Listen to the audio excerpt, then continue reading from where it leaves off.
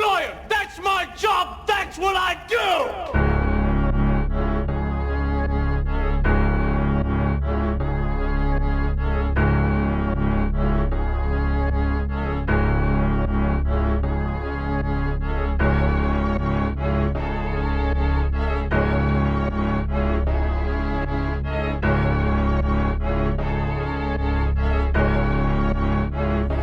Storm.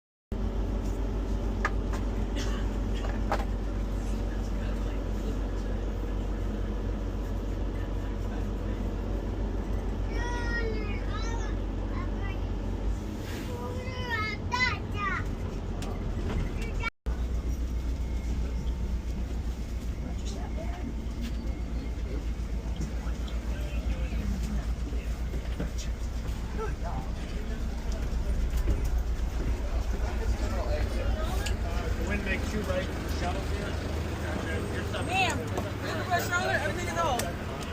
Stroller? Are we supposed to grab our other bag? No. Oh, okay. Thanks.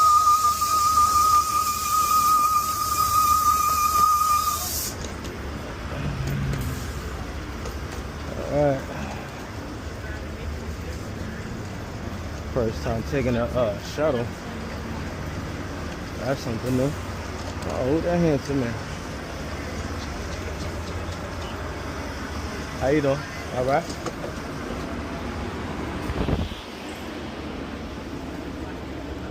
Yeah.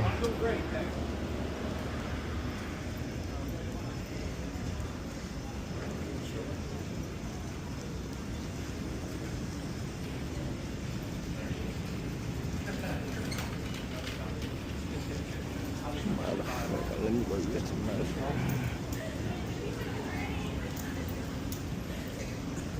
You got it. Mm-hmm.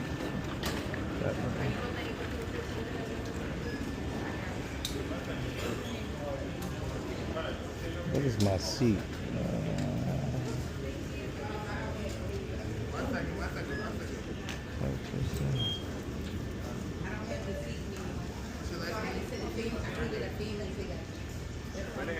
Does your roller bag have any e-cigarettes, electronic, or batteries?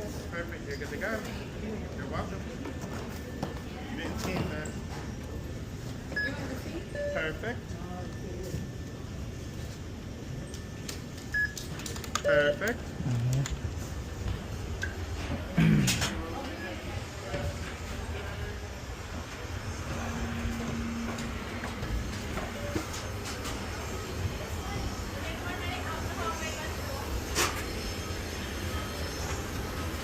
So, how you doing?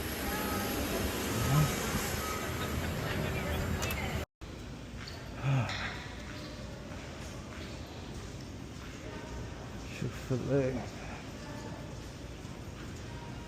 Today is Sunday.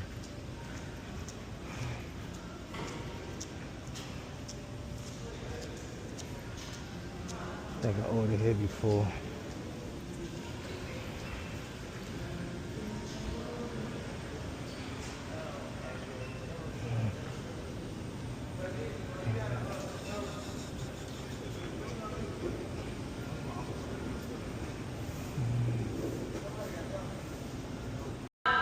Alright.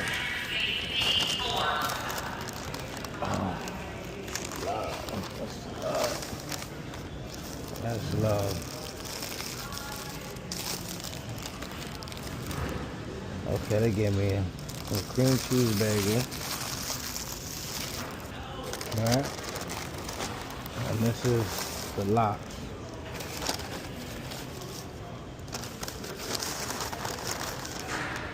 So, I haven't had this in a while. Oh my god. Oh my god. This with the smoked salmon. Oh my god. I better stop playing.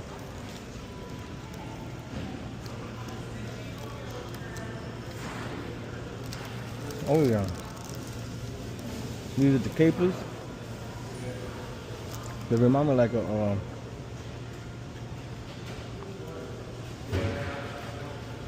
olive in a sense.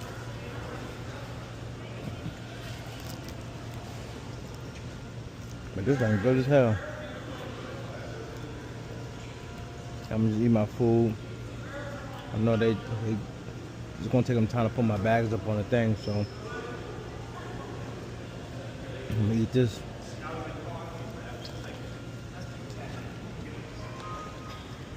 Boy, this ain't so good. About to have me cussing.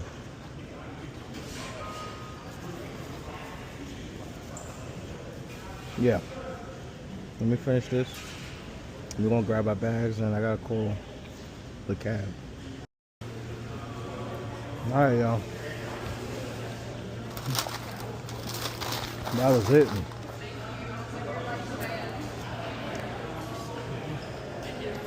Now, time to get these bags.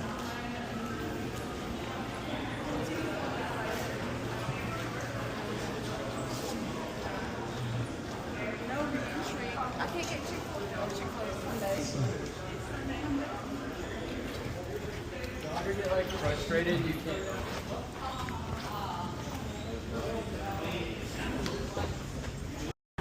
Alright. Got my bag. Alright. Gotta call this number.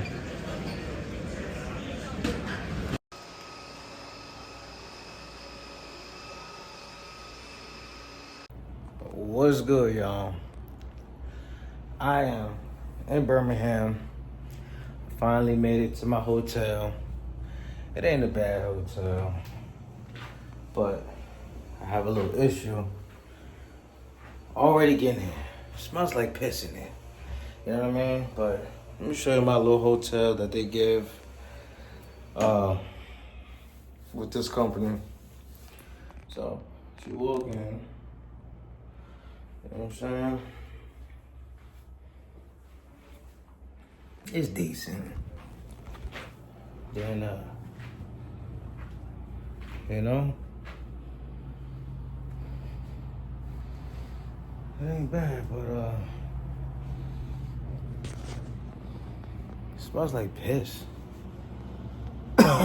Like somebody just whipped their joint out and just wanted to piss on the floor. I don't know, but I'm here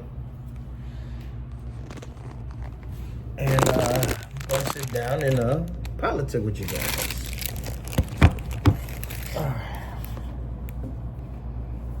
Oh man, that chair look like it got all beat up. So we are here at it's Sunday, but we here in Birmingham, Alabama. We are going for an orientation for 3 days. That's CRST.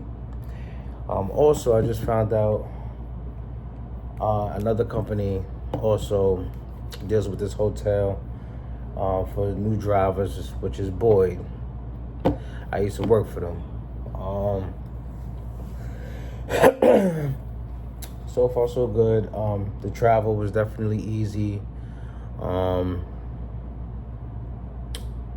I took the shuttle bus from near my house to go to Philly, and then a flight here wasn't too bad. I ain't gonna lie to you, I was just watching Bad Boys while I was on the flight.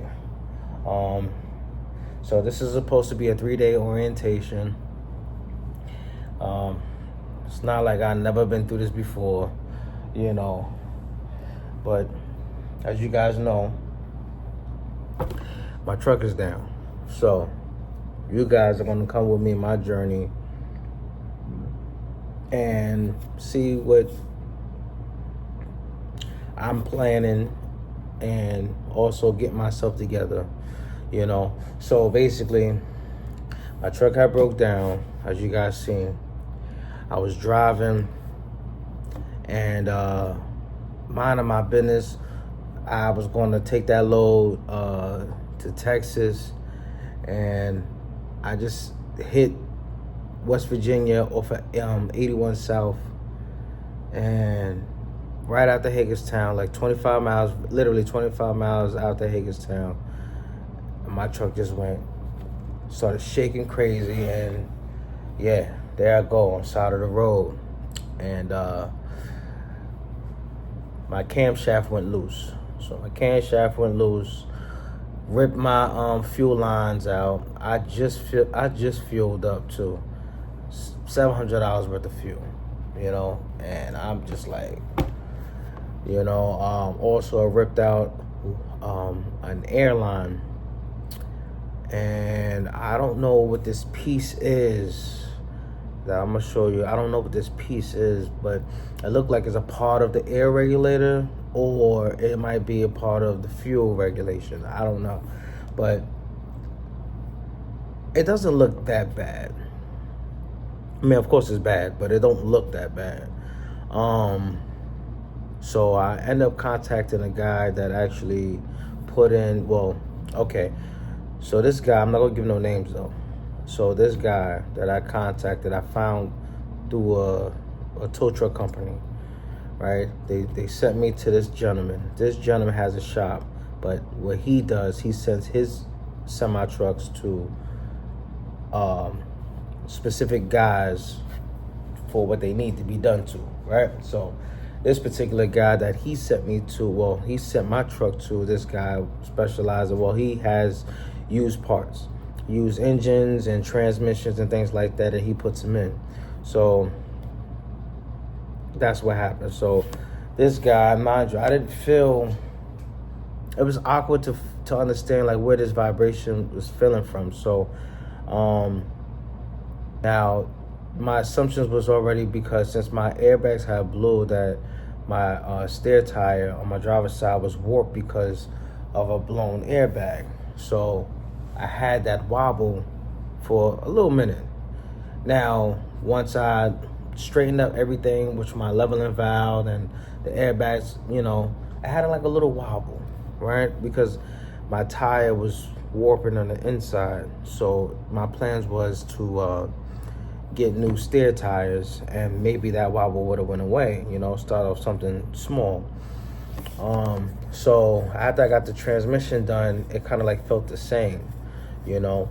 So I was like, okay, it's still the tire wobble, you know. So mind you, it wasn't, the tire didn't look that bad, you know, as far as the tire wobbling, but it just wobbled, and it wasn't like crazy where like I couldn't control the truck. It was never like that. So for anybody that would say, hey, you didn't feel a wobble from previous or whatever, well, I'm letting you know I had like a little wobble previously. So when this thing happened, I mean, it shook the truck like a tire was about to come off type thing. So all I heard was and my seat just started dropping low. And man, as soon as I got out the truck, like, what is going on? I just started seeing fuel leaking onto the side of the road. And man, I thank God, man. Thank God, God was on my side. And I was stranded for at least about 2 days. Because it was sad. It happened on a Saturday night.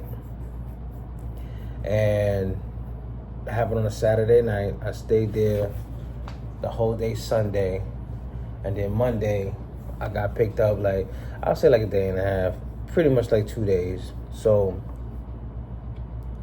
I ended up, I mean, a company that I was driving for, man, I don't know. Like, I just don't think they was taking me as a priority, whatever the case may be. In the trailer, you know, not only that, you know, the reefer's running, you know, I just have my, like, I got my personal feelings about it. Like, I don't know. Like, I don't want to speak on it too much, you know, and like bad mouth them or nothing like that. But, you know, I don't know what they doing on their side, but from what it looks like from, you know, a driver's point of view, when you're in a situation, I don't think they was taking it seriously in my eyes, you know, and as quickly as possible in a sense.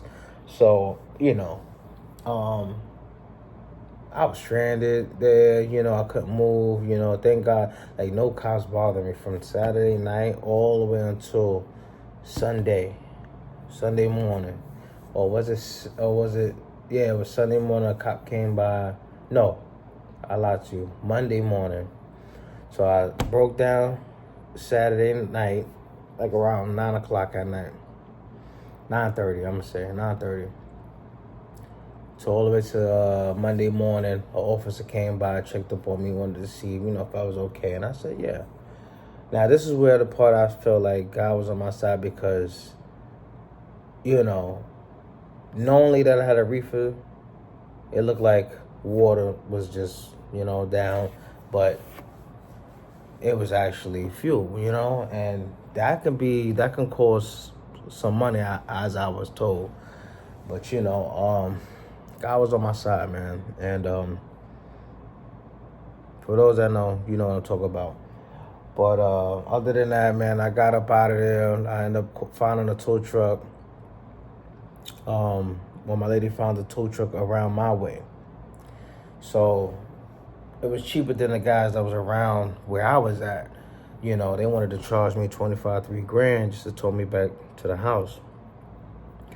So I wanted to basically park my truck where I don't want to have to get charged no storage fees. You know what I mean? Like, anybody could be a, you know, that type of guy. You know what I mean? And even though I should have told it to the guy that I went to for the transmission, because if you see the pictures right here, it looked like he just reused the bolts. And from my understanding, you never want to reuse bolts. You never want to reuse, you know, you at least want to change the yoke, you know, and that wasn't done. And when you see the receipt, like, you really can't read, because everybody like to write chicken scratch nowadays. You can't really read what was done. I'm just like, okay, the payment for the transmission was $68, you know, okay, I paid that, you know, but, you know, I'm trying to conversate with the guy, and right now I'm still trying to, like, hey, you know, like, where can we meet, you know, with this situation. So that's going to be for like another video. But that's where we at. So right now I was, you know, job hunting right now, or at the time, and CRST kind of basically caught my eye, where you can book your own loads. Now, of course, they only have two divisions, dry van and flatbed. We all know dry van, you ain't making no money. All right. Now, before everybody gets on me about, hey man, you ain't look at the reviews, and I checked the reviews, I saw it. But like I would tell anybody, I'd rather see it for myself. Now, if it's like the consistency of like the bad of the bad, you know, like everybody knows about Super Ego, right? So, you know, it's really a lot of foreigners that works there for them, you know, that knows US dollars is more, it's worth more in whatever country they from, right? So that's who I see a lot driving Super Ego trucks. Now, there's no shade in whatever I'm saying, but that's really honestly, like, whoever I you know, come across. Not only that, I even came across a Super Ego driver myself at one point, and he just told me, don't do it. He just said he's doing it because he ain't got no family, he ain't got nothing else to do, and that's why he doing it. So that's what one guy had told me, you know, and yeah, I was like, whoa. So now I seen the reviews where, I seen the common reviews like, you know, if you're an owner operator or was an owner operator, and know the background of the back office, you will do good. And I am an owner operator, you know, that has somewhat, and not only that, since right out the gate, since I got out of school, I went straight to a lease purchase program and learned right away what to do, what not to do. And the next company, I did the same thing, what to do, what not to do. I was making decent money. And not only that, they was the ones dispatching my loads for me. So, you know, in this sense, whereas that, you know, when my truck is leased onto, they book my loads, but mind you, I don't owe no truck note. So I feel like, you know, I'm good. I'm in the clear in a lot of areas. So if I only get booked 2 loads this week, I mean, I only get booked 2 loads this week, but I don't have no truck note. So that's like, you know, plus. But now that I'm responsible for a lease, you know, my understanding is $1,005, right, a week that you're supposed to pay. Sarah, who is one of the recruiters from CRST, she sends me basically a summary of like the breakdown of everything and what is exactly supposed to be. Now, this is what is being told. This is the exact price that you're supposed to be paying a week, $1,005. That's included. That's including the insurance. That's including, you know, the lease, which is, I think, is $460 a week. The ELD, the only thing that's not automatically calculated, which might make it $1,100 to $1,200 a week, is the cents per mile for your escrow, for like breakdown. That's the only thing, you know. So I can see that. And I mean, for those that don't realize, you really would need that escrow, because as an owner operator, if you on your own, like, you would have to put money up to the side anyway, you know, for escrow. So can't complain on that. You know what I mean? You can't complain on that. A lot of 9 times out of 10, a lot of people that fail is usually the fuel that they spend in their truck. They don't know how to calculate, you know, how many miles this load needs to go there, or they just don't know how to book, or they just don't realize, like, you know, you're only going to get 2 loads this week because you know, you probably know that the one load is you pick up today and it got delivered 2 days later and stuff like that. So to avoid all of that, I know, me personally, I like to book my own loads. You know, I like to be in control of my business, in a sense. You get what I'm saying? You know, if you're going to allow me to lease your truck, allow me to book my loads. That's just how I see it, you know. I think it makes perfect sense. Now, a lot of people say, oh, you can't make no money now. I don't know who these people are, right? But it sounds like these guys probably just started trucking, you know. Now that you do have an option, you can allow the dispatchers dispatch for you and stuff like that. Not only that, in this current market, which a lot of people's not realizing, driving is not where it's at. You know, if you guys look on, like, you know, on YouTube, and you see like a lot of these owner operators that all they haul is drive-in, and not even hazmat, just straight drive-in, you know, and they're struggling, you know. Thank God some of them, either their trucks is paid off, you know, but not really making no money. $1,000, $2,000, you know, bringing home compared to what they usually would make, you know, it's kind of like, you know, upsetting. You know, they probably bring the same amount that you bring home now, if you was with drive van doing a lease purchase, I can see you, like, honestly, like, unless the company has like contracted freight, which I was told at CRST, you know, when you use their low board, because they have a low board, and it's their personal low board, which is their personal customers. Okay. Now, not only that, you can also use other low boards as well. Now, when you, what I was told is when you go ahead and book these loads from a different low board. So, for instance, let's say if I want to use truck stop, okay, I'll go ahead and get the information. I can negotiate it, you know, and if we made an agreement, okay, listen, you know, send it through to my dispatcher, you know, or just like, okay, how much you know, I can run that for? Okay. I would just have to just send them the information to the dispatch team with CRST, and they got to make sure everything checks out. It's always a 3-step process. For those that don't know, got to check them and see if they are factorable. For those that don't know what factoring is where they don't owe them money, the CRST don't owe them, or vice versa, or that company don't owe CRST. Not only that, you know, checking their credit score, making sure they are a liable broker to get freight from. Also, make sure that they, you know, not basically scams, you know, and it's always a 3-step process, basically, you know, stuff like that. So, and you can go on from there. And if they check out, they check out, you know. And I see a lot of people saying that, you know, they can't make it with CRST. And I'm looking at the locations that they messaging from. Dubuque, Iowa.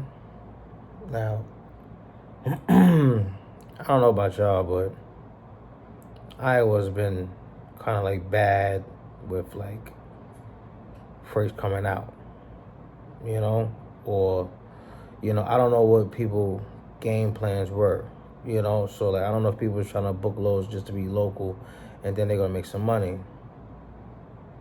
That's never the case, you know.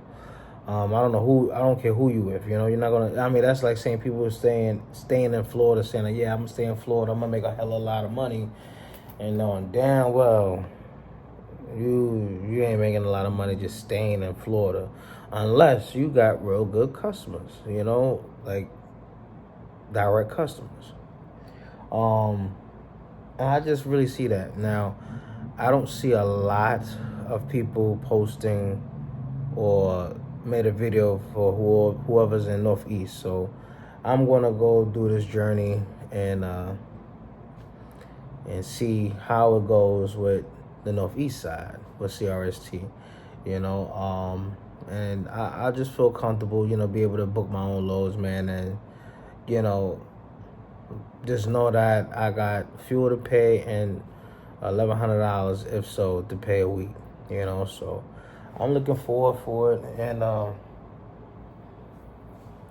you know, we're gonna ride out from there, man. And like I said, man, I just think that, you know, if you are gonna do a lease purchase, you know, in my opinion only, like, you know, I think it's best like to, like, you want to control what you want to hold and low. Now, don't get me wrong, there are companies that have great customers and you ain't got to do nothing, you know. You ain't really got to do nothing.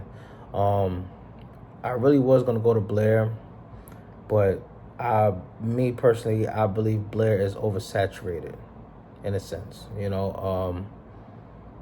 Blair people get money, and the top dogs is on YouTube right now, you know. They making top dollar right now. Shout out to Cam Trucker. There's a few others, you know, they know who I'm talking to, you know.